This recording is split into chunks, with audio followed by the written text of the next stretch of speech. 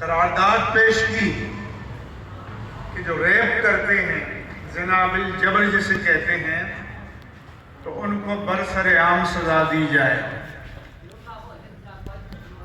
Rape اس لیے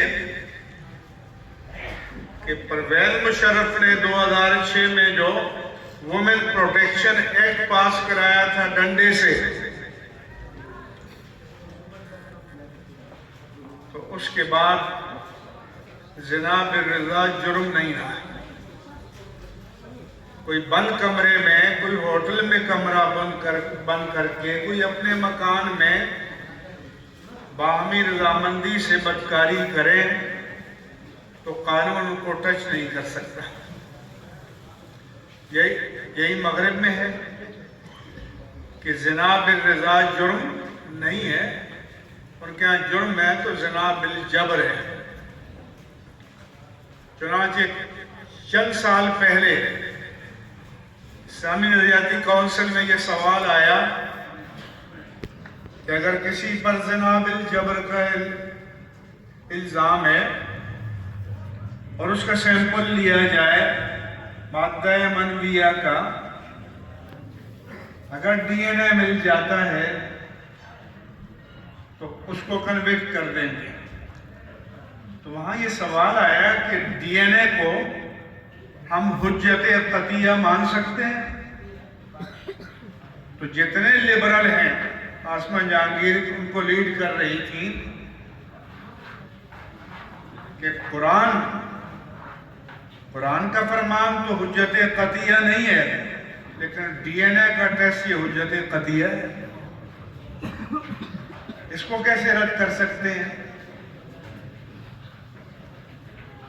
اس کو challenge نہیں کیا جا سکتا۔ میں امریکہ گیا ہوا تھا تو میں وہاں بڑے بڑے پروفیسر، ڈاکٹر، سائنٹسٹ بیٹھے ہوئے تھے۔ میں نے کہا ہمارا یہ مسئلہ پیدا ہوا تو آپ مجھے یہ بتاؤ کہ کیا ڈی این اے اتنا قطعی ہے کہ قرآن کو تو رد کر سکتے ہیں، ڈی این اے کو نہیں کر سکتے؟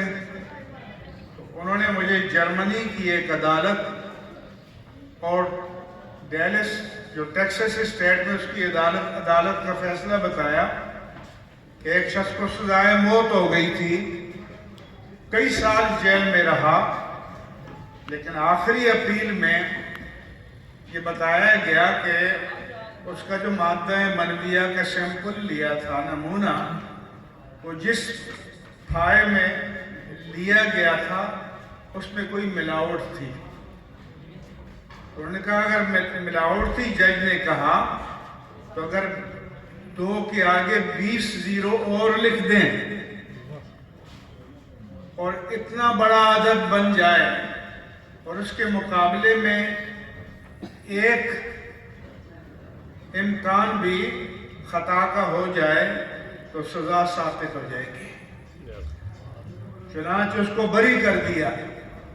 تو میں نے کہا تمہاری سائنس اتنا بڑا سفر طے کر کے اب اس نتیجے پر پہنچی ہے جس کو صاحب وحی نے روز اول سے بتا دیا تھا کہ الحدود تزدر بالشبہات، کہ حدود شبہات سے ساقط ہو جاتی ہیں۔